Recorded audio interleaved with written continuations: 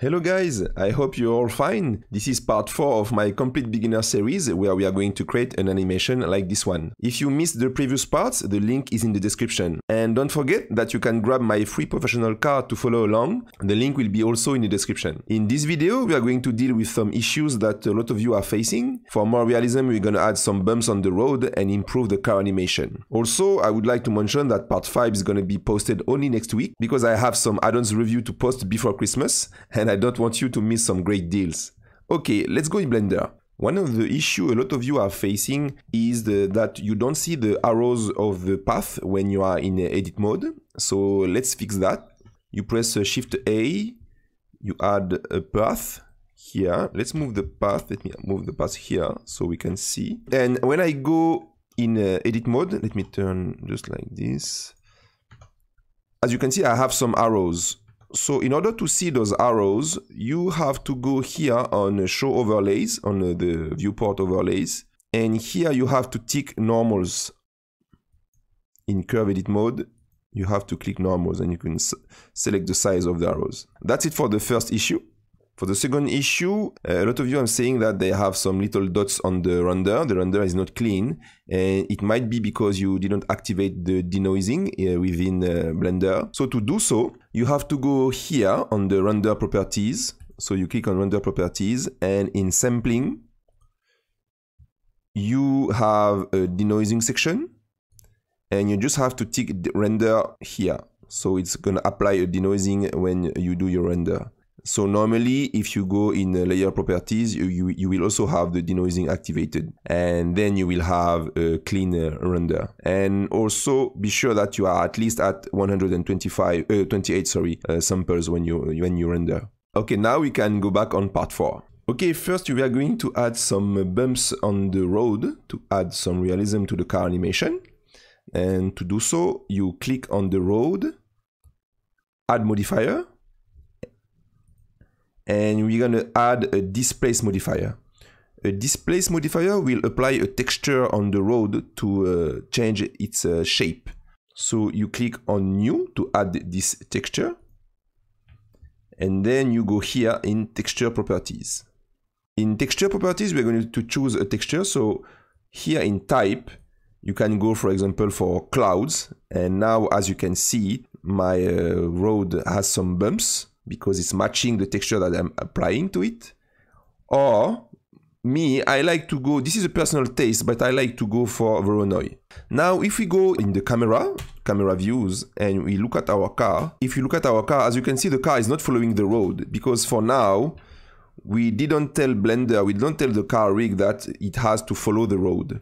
So in order to do so, you click on the car rig, you press N, to display those tabs, and you go in Rigger Car. In Rigger Car, you have this ground sensors section. So here, and now you can specify what is the ground, what object is the ground. So here, you click on this little color picker from Photoshop, and you just select your road for all those different fields. And now, automatically, the car will follow the road shape. If we look at in the camera view, now, as you can see, the car is following the roads. But because our camera is attached to the car, it's also moving with the road. So it's not very convenient to look at this animation. So we are going to fix that now. You click on the camera, and we are going to detach the camera from the car. And it will have its own animation. So to do so, you click on the camera, Alt P, and clear parent. So now the camera is not attached to the car, but we still need to have an animation. So this is frame number 1. Be sure that you select your camera. So it's frame number 1. And here you press I to insert a keyframe. So now we have a keyframe here. And let's go in frame 250. You go in frame 250 and maybe here, like this. and you go on your camera and Control Alt and 0 on the numpad. So Control Alt 0 on the numpad. And let me move a little bit. And then you press I again to insert another keyframe. I'm gonna check that I'm in linear mode. So you select everything by pressing A in the timeline. Right click, interpolation mode, linear. Okay, now my camera is not bumping with the road, is not following the car. And now I can clearly see what my car is doing. Obviously, it's not very good now, but we're gonna fix that in a few seconds. But at least we can see what's our car doing. Okay, so now the effect is a little bit too much. So we click on the road, and in intensity, we can lower the intensity. So let's go for 0.2, for example. Okay, it's a little bit too much. Let's go in the add modifier. And from the displace, I'm going to lower the strength also. So maybe 0.3. Actually, let me just fix the animation at the end. So I have this like this. I press I again. Just to have my car. No, it's not going. It's maybe because I have to go like this and I again. And now, okay, now it's following. Now I see. Okay, I don't like it yet. So let's tweak that. Click on the road again. I lower the strength to maybe 0.1. Okay, now I like it. It has some little bumps, and I think that's enough because we don't want the effect to look obvious because it will be fake when we will have the animation. And I think I like how it looks now.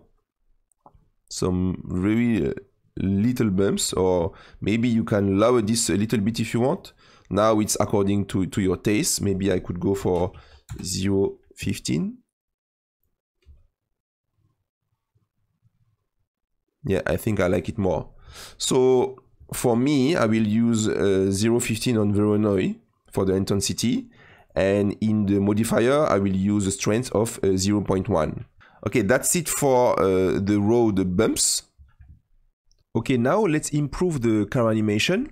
And what I would like to do is to apply the centrifugal force in the curves.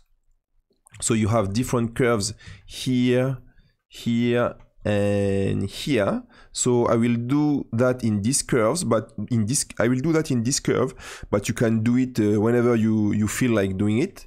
So okay, so here for example, I will go behind the car, and here the car is entering in the curve, so we are going to play with this control in order to apply the centrifugal force. So you click on the rig and you go in pause mode. And you select this control.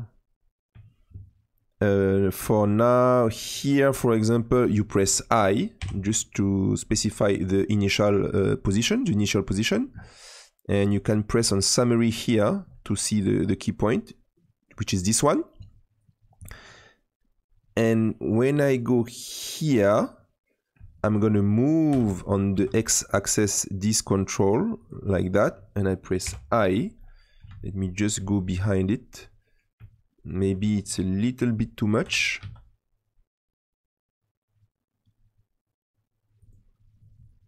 And you press I again to retain your position. And when he's going out of the curve, or when he's already in the curve, it should go back to the initial position. So I just copy paste this keyframe.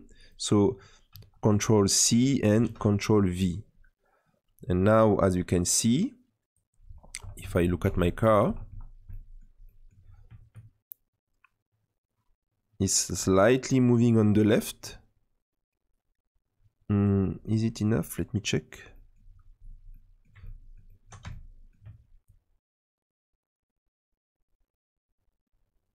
Maybe a little bit more.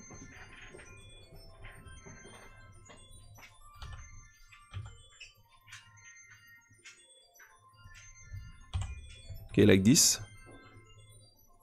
Yeah, I like this. You see, the car is really going on the right side. like this. And then, oh, now and then it's coming back to the normal position because perfect. So this is how you do the centrifugal force on your car, and once again you can do that anywhere you feel like it, here, here, or here, according to the shape of your path. Okay guys, that's it for today. Don't forget that I will post part 5 next week after Christmas, and before that I will post some add-ons review. Thanks for watching. Don't hesitate if you have questions in the comment section. Thank you, bye bye.